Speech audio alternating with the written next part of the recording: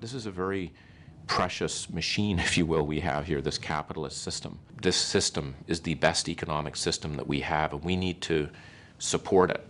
And I think we also need to recognize that some parts of it, frankly, have been bastardized over time. The core concept of it, which is more around the long-term view and building businesses and innovating and therefore creating jobs, is at risk if we don't actively promote the benefits of it. And I think it's important that we clarify that and that we also, if you will, modernize it or contemporize it. There's a lot of things business leaders we can fix and we can improve. And we don't need the government to tell us how to do it, but we've got to get out there and move on it.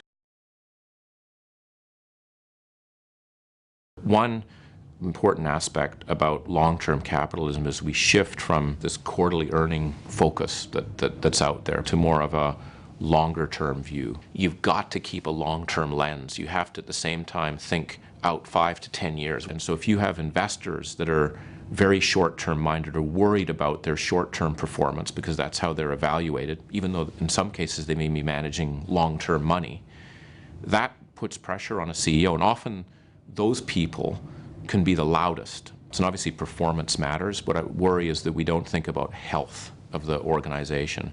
And to be able to build businesses, these cannot be done typically in 3 to 4 months. They often take 5, 6, 7 years to be able to build it over time. I mean, the analogy one of my clients mentioned to me, it's kind of like planting an apple tree and then pulling it out every 2 months or 3 months to see if the roots are holding. You got to let it go for a bit.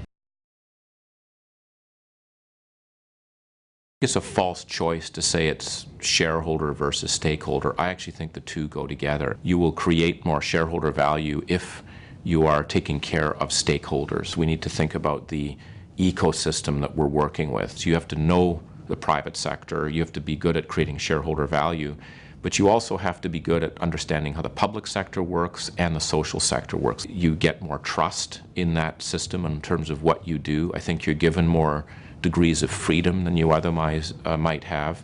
You have more understanding from employees. You're going to have, I think, more support from suppliers.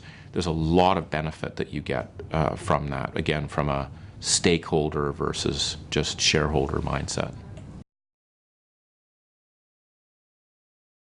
You know, I'm a big believer in board governance and how it works, but one of the things I think we really have to look at is, are boards really able to have the time and the energy to focus in on the issues? There's a lot of complexity out there. And to be practical about it, a few things I would suggest. One is that the amount of time it takes to be able to add value as a board member, I think, has gone up. You know, if you take private equity firms, right, and you look at the amount of time that their equivalent of a board member spends with the company that's there, it's typically 74 days. 74 days. An average board member may be spending anywhere from 15 to 20 days. So that the time it takes to be able to really understand the issues and add value and think about the strategic issues has gone up with all of this complexity. And yet we've got a governance system that was, in my view, designed, you know, 30 years ago for a different world. So practically, board members need more time. You know, government clearly has to do what they have to do on the regulatory side to ensure we don't have crises, or we somehow can reduce as much as possible volatility that we have in the system. And then business has to do a lot, and government should stay out of that, and that's in the governance of business. And if both happen together, I think we're going to have, you know, we're in store for a very successful period over time, even with all of this change and volatility that's there.